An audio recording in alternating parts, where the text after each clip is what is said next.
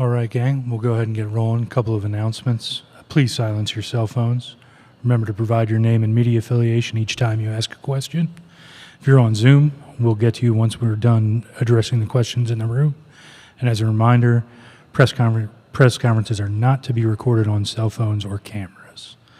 We'll start with an opening statement from head coach Mark Kellogg. Yeah, well, first and foremost, ton of credit to Coach Banghart, that team, what they've done, their performance tonight. I thought it might be a game a little bit like that, to be honest. It was two elite defensive teams. I thought it might be a little bit of a slugfest. Certainly thought we had a little better offensive performance in us, and it just wasn't our night on the offensive end, and certainly they had a lot to do with that. And so, again, congrats to them, and good luck as they move forward.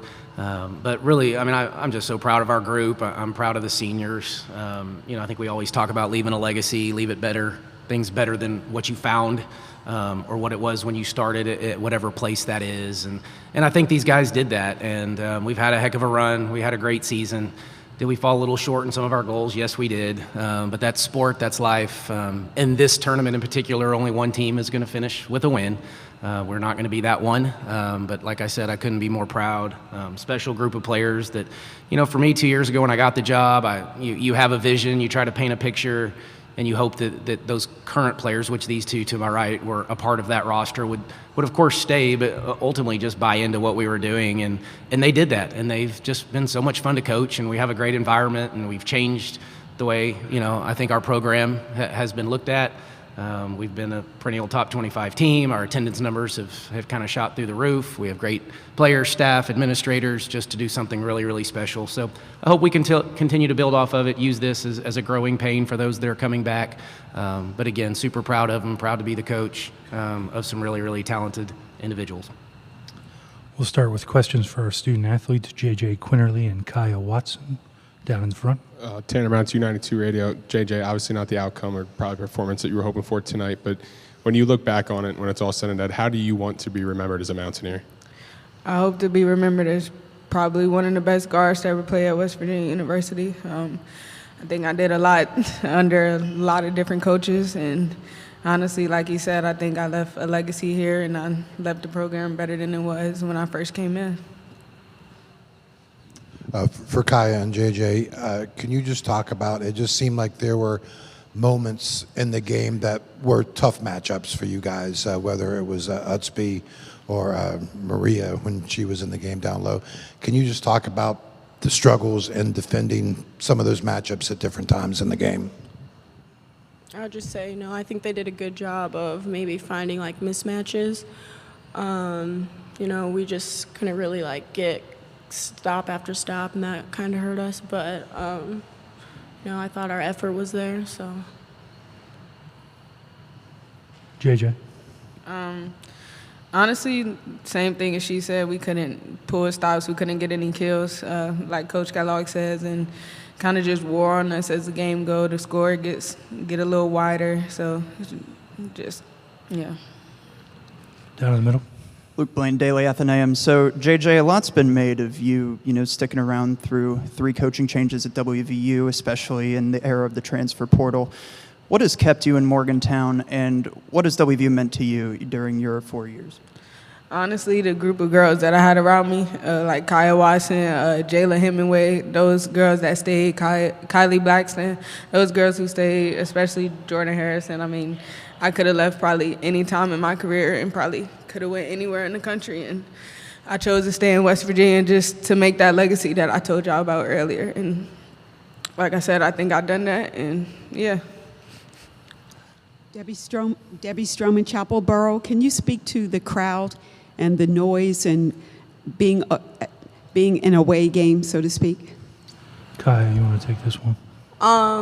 I'd say it's kind of like any game, I don't think anything kind of will compare to what we played at last year at Iowa, but, they had a good number of fans come out, so it's always awesome to see. But I think for the most part, we just tried to stay together, kind of tune it out, play our own game. Coach, Corner Roby from U92. Sir, well, student athletes first, and then we'll get to coach. able to get anything going. What was kind of your mindset to kind of flip the switch there in the fourth quarter? You were able to get to the foul line a couple of times. What was kind of your mindset going through that? I'm pretty hard to guard on the perimeter, so just attacking them, I would say, never mind, but yeah, that's it. Okay.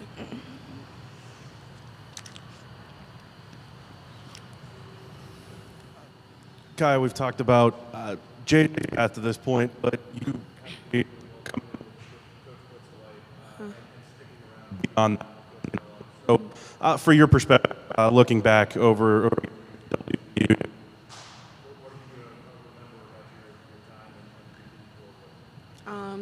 I would say that each year I was there was special. I can't thank Coach Kellogg and the coaching staff enough. I love all of them. They've helped me grow as a person, both on and off the court. My teammates, all my 3 years were great, and the fan base in West Virginia is awesome. They love us. We love them. So I think just that. I'm going to miss that. Megan Smith, the Daily Tar Heel. Question for JJ or Kyah. Just what's it like trying to handle someone who's so dynamic like Alyssa Usby? How is that in game time, trying to just limit her possession, limit her shots? Kyah, I would say just trying to make it as difficult as we could for her to even catch the ball, kind of push her out to, further away from the basket. But she's a good player. She scored, got to the free throw line. So, we didn't do a great job, but. anything else for our student athletes? Thank you, ladies. Thank you.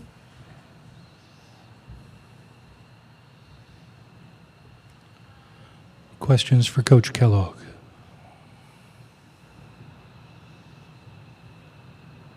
Oh, great. Is that- Out of here. Justin Jackson with the Dominion Post. Can you just talk about the defensive matchups? I'm sure it probably didn't go quite how maybe you had envisioned on paper, and did their size and athleticism really kind of make a difference in this game? Yes, they scored 58 points. I don't think it was our defense.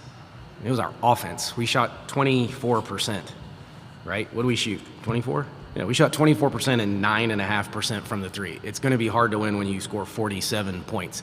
We can win games holding teams to 58. So I thought our effort on the defensive end was really good. I thought we competed.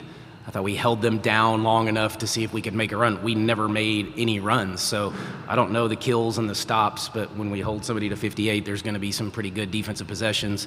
Obviously, Utsby got us. That was the one. That was the matchup problem. I think, we have one possession where was there 4 fouls, I think, all on her on the out of bounds, and we had 3 or 4 different people trying to defend her. So we tried man, tried zone. It was a little bit of a matchup problem. I played against her. I don't remember. I think maybe she was a sophomore when we played against them in the NCAA tournament, and she's worked hard on her game and her ability to stretch it and shoot it, and always been a huge fan of hers from when we prepared for them a few years ago. So fantastic player, but they're great. They're great defensively. They can spread you. They have different people offensively. I think that's the hard matchup from the offensive end, is they just have so many kids, and you don't know who it's going to be on each night. So with Maria gets 5 points, and that's their leading scorer. Certain ways you would think you'd have a really good chance, but then you let Utsby get 10 plus, over her average. So that was probably more disappointing from the offensive end than what we did defensively. Cody Nesper, West Virginia Sports Now. Mark, the second year in a row, it seemed like the whistle got tighter in the second half. Is that just the way tournament games go, and how hard does that make it, down the stretch? Yeah, it was. There wasn't a lot of flow. I didn't think to that game. I don't know that I have another comment really. I didn't think the whistle necessarily went our way, but we're on somebody else's home floor. Officials have human nature too. Crowd gets into it, they feed it, but it wasn't. That had nothing to do with the outcome. Quinn Roby, U92. In the first quarter, you switched from that man-to-man press to the zone. Do you feel like it was did you do that to give your offense a bit of a spark since it was kind of stalled out there? We tried several different things. I don't know that we went to it maybe as early as you were thinking, but we did mix it up a little bit just to, which is normal for us. That's not abnormal. It's just to keep them off balance and give them different looks. And switch from man to zone and those types of things. And we just never got a rhythm. And so we were trying to, how can we help an offensive rhythm? I think we lose by 11, and they beat us by 12 on points off turnovers, and that's typically a stat that we win. But we got to the free throw line. We didn't shoot threes very well.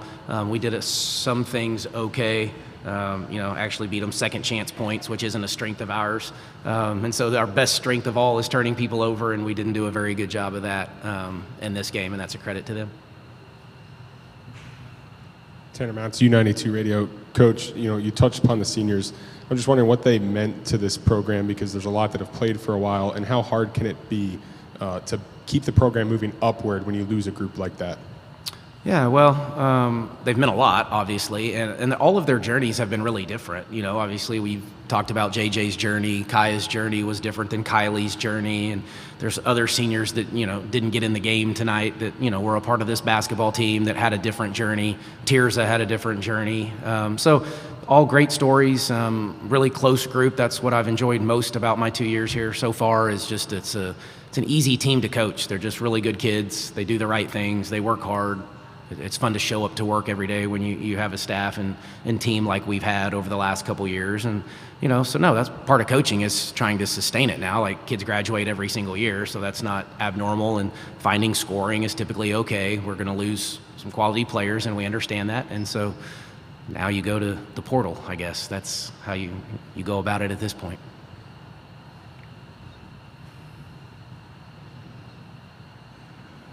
Cody Nesper, West Virginia Sports Now. Mark, there's probably not a single answer to this, but how do you think as a program you kind of get over the hump to hosting and into the Sweet 16 and make that next step? Well, win more games, I guess. Continue to play the schedule, win the games, the right ones. That was, for us, we didn't win enough probably in the quad one, to get the home game. I think we're close. Obviously, we're closer now than we were a year ago. So I think we're at the doorstep. I keep saying every time I get into this game, though, the advantage of playing at home is significant. And if that's the rules of the NCAA, then we need to continue to work really, really hard to see if we can get one of these in Morgantown, because I think that environment would be ridiculously off the charts and be so much fun for our community and our state. So we're going to go to work on that and see if we can't. But it certainly helps, I think, when you're playing at home in these first two rounds. Daniel Woods, WVU Metro News.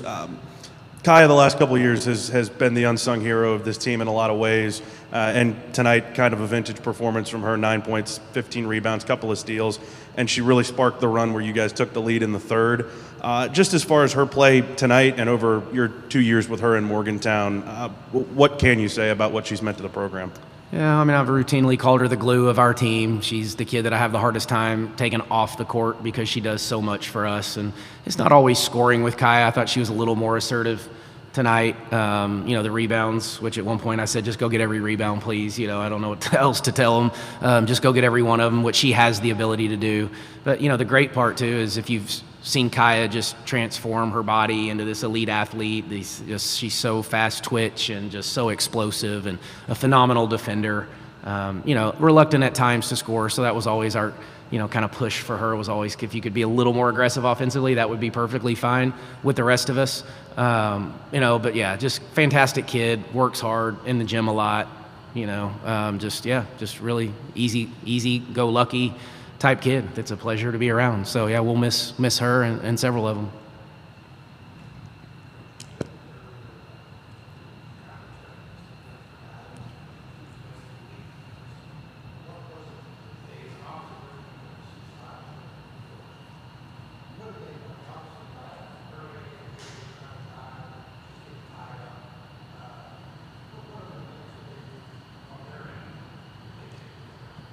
Yeah, I think what you just described, and I guess they can tell you a little bit more about what that game plan was, but from our end, which we knew, we really thought they were going to work really hard to limit Jordan and JJ touches in the paint. They have bigger bodies, so they were going to take up a little more space. They were playing off Kyah a little bit, so I think that was her matchup, so she was not completely all the way at the three-point line. And, I like the other night, I thought we got to the rim about when we wanted to. That was going to be more difficult tonight, so we spent time talking offensively about moving it, make it go side to side maybe first. We had some screening actions that we wanted to get to. At times we did, at times we just didn't trust it. kept writing that on the board, that we've got to trust each other. I thought when we cut, we got some really good layups, but it just wasn't enough. And then we had some good looks from three. Some were forced that were bad possessions, but I thought we had some good looks, and we knew we were going to have to make some threes to probably win this game. So I thought we needed 7 or 8 threes probably to win. Tanner Mounts, U92 Radio. Coach, the WNBA draft's just a couple weeks away. What would you say to any NBA team that might be considering drafting J.J. Quinerly? Yeah, I mean, I think from what I know, they have all the information that they probably need. So they've been in communication with us, but she's going to have a great opportunity. She's going to play basketball beyond it. What I've said about JJ all the time is ball in hand, I think she's as dynamic as any guard in the country. Defensively guarding the ball, I think she's as good as an on-ball defender as anybody, which she's now up for the Defensive National Player of the Year. So, I think she's a complete two-way player. She's going to be a little bit smaller, so somebody's going to have to figure out what that niche is, in the WNBA. But yeah, I hope she gets her number called on draft night and gets in a training camp and goes and makes us all proud, which she'll do regardless of what it looks like. But it's really hard, in the WNBA. There's first-round draft picks that don't necessarily stick on rosters. So the hard work is in front of her, but I think she's prepared, and the kid works at an ultimate level, always in the gym. She's put in the time. She wants to be great. She enjoys playing in the biggest games, which is probably why this one hurts the most for her. Last one for Coach.